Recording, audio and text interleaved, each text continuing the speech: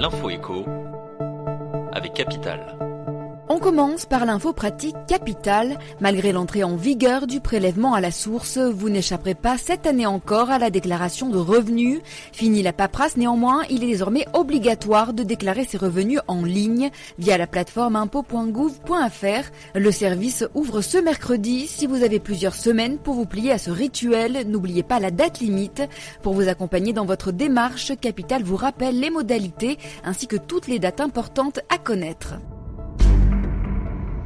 On passe maintenant au chiffre du jour. 600, c'est le nombre de radars double face qui devraient être installés en France d'ici 2021. Après les terribles radars tourelles, c'est au tour de ces radars nouvelle génération d'apparaître au bord des routes.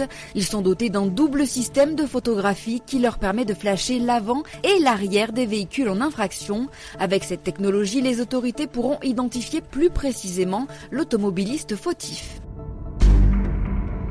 Le coup de gueule du jour est poussé par Carlos Ghosn, le patron déchu de Renault-Nissan. C'est une histoire de complot, de conspiration, de trahison, s'est défendu l'ancien dirigeant dans une vidéo diffusée ce matin au Japon.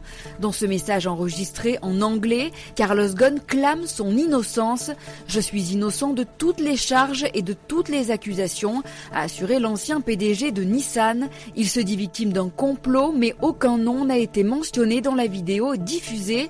Des accusations ont été sorties de leur contexte et détournées dans le but de me dépeindre comme un personnage avide, a expliqué l'ancien grand patron.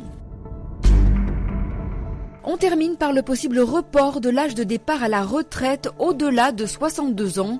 Si rien n'est encore tranché, cette mesure pourrait pénaliser certains futurs retraités plus que d'autres. Comme le détail Capital, les seniors sans emploi au moment de liquider leur retraite seraient les premiers concernés. Repousser l'âge de départ pourrait avoir des répercussions sur le montant de leur pension. Les personnes qui ont un métier dit pénible seraient aussi désavantagées par une telle réforme. Toutes les explications sont à retrouver sur notre site. C'était l'Info écho avec Capital.